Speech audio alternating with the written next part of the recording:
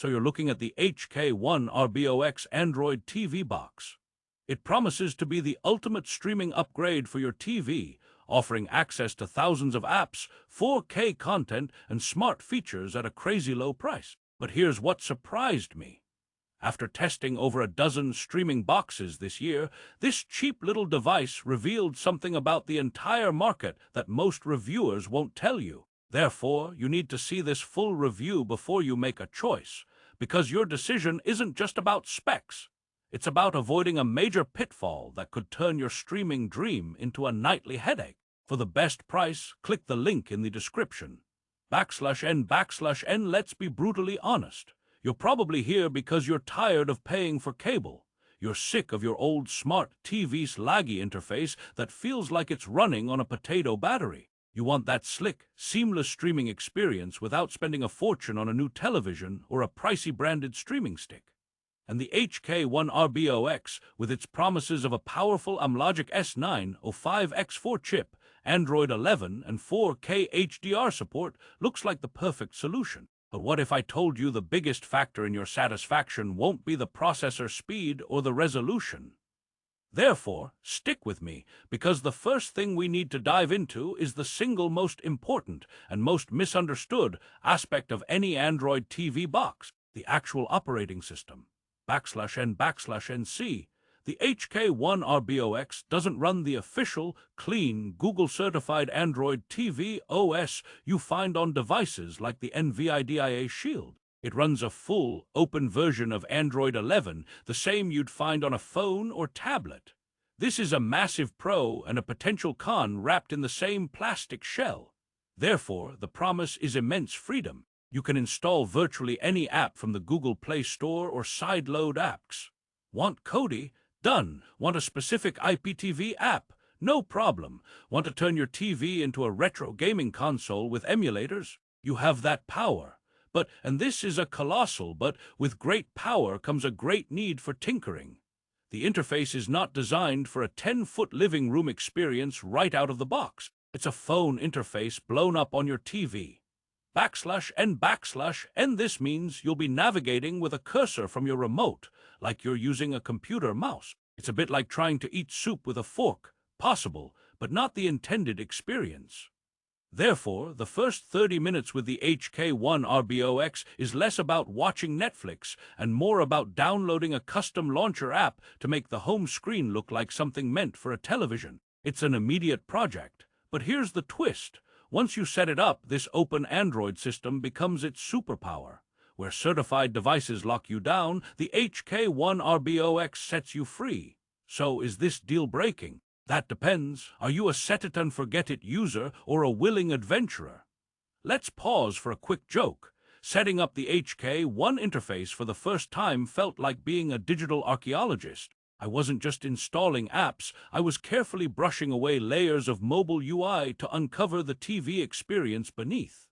My remote was the brush, and my patience was the funding that eventually ran out. /N/N, okay, let's talk hardware. The unit itself is compact and sleek, about the size of a pack of cards. It has the usual ports: HDMI 2.1, two USB ports, one 3.0, one 2.0, an Ethernet port for a stable wired connection, an AV port for ancient TVs, a nice touch, and a microSD card slot for expanding storage. The included remote is basic. It gets the job done with a microphone for Google Assistant voice search, but it lacks premium feel. Therefore, you might want to pair it with a Bluetooth Air mouse or a game controller for better navigation, especially in that open Android environment. The build quality is fine for the price. It's not a jewel, but it won't disintegrate in your hands. It's the technological equivalent of a reliable beater car. It might not turn heads, but it'll get you where you need to go, as long as you don't mind manually rolling down the windows. /N/N now, performance. Powered by the Amlogic S9 05X4, a quad-core processor with a Mali G31MP2 GPU, and paired with 4 GB of DDR4 RAM and 64 GB of storage in the model I tested. This box is no slouch. Apps open quickly. Streaming 4K HDR content from YouTube or local files via Plex is smooth. The Wi-Fi 6 support is a genuine boon if your router supports it, reducing buffering. And there's always a but with these devices, the real-world performance hinges on software optimization. Therefore, while it can decode a V1 video codec, a future-proofing bonus, and handle high bitrate files, you might occasionally encounter a stutter or a forced close in a poorly optimized third-party app. It's not the hardware's fault, it's the wild west of the open Android ecosystem. Gaming is decent for casual titles, but this isn't a substitute for a console. Think of it as a capable workhorse that occasionally needs a gentle pat on the side to remind it of its duties. /n/, let's get to the heart of the matter. Picture and sound quality. For streaming services like Netflix, Disney Plus, and Prime Video, you're getting a 4K stream. The HDR10 and HLG support works, injecting more vibrant colors and contrast into compatible content. Is it reference quality like a high-end Blu-ray player? No, but for the vast majority of viewers, it's absolutely excellent and indistinguishable from more expensive streaming devices in a blind test. Therefore, the video promise is delivered. Audio is a bit more complex.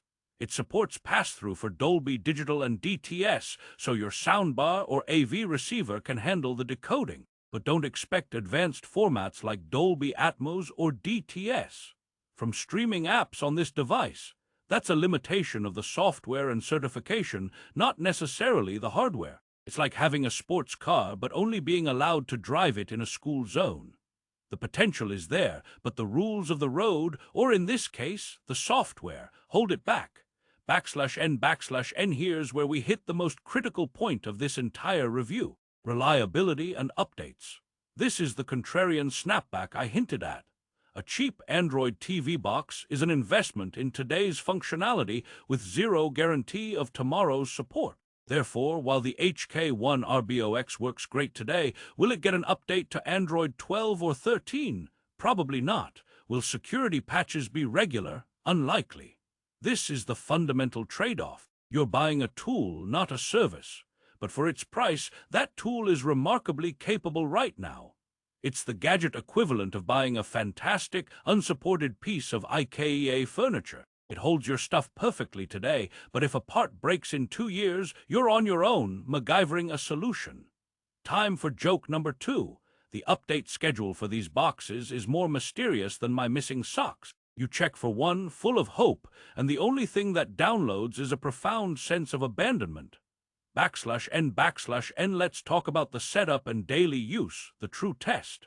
Plugging it in is easy. The initial setup involves connecting to Wi-Fi, logging into your Google account, and then the real work begins: customizing. You'll want to install a launcher like Sideload Channel Launcher or ATV Launcher immediately. Then you install your streaming apps. Netflix might need a specific version to work in HD, which you can find online, a slight hassle. Therefore, the barrier to entry is higher than with a Roku or Fire Stick. But once you cross that barrier, you have a device that is uniquely yours. You can set up emulators, use it as a media server, run a web browser on your TV. The versatility is staggering. It's perfect for the tech-curious, the cord cutter who wants every possible app, and the home theater enthusiast on a budget. /n/, who is this box absolutely not for? If you want a pure, simple, and polished experience for your whole family, look at Roku or Apple TV. If you want guaranteed, long-term updates and the highest quality streaming app certifications, get an NVIDIA Shield. The HK1 RBOX exists in a different space. It's for the tinkerer, the power user on a budget, the person who sees Android and thinks opportunity rather than confusion. Therefore, making the right choice is about self-awareness. Are you buying a streaming appliance or a hobbyist project that also streams? This isn't a minor distinction, it's the core of the purchase decision. Joke 3. Recommending this box to my non-techie friend was a mistake. His first support question wasn't about 4K, it was, and I quote, "Why does my TV now look like my teenager's phone, and how do I make it stop judging my app choices?" /n/, let's wrap with the final verdict. The HK1 RBOX Android TV box is a phenomenally powerful device for its price. The hardware punches above its weight class, offering smooth 4K playback, good connectivity, and enough storage. Its superpower is the open Android system, granting unparalleled app freedom. However, its kryptonite is also that same system. A less polished user experience, no guaranteed updates, and a setup process that requires a willingness to get your digital hands dirty. Therefore, the resolution to our 3-act review is this.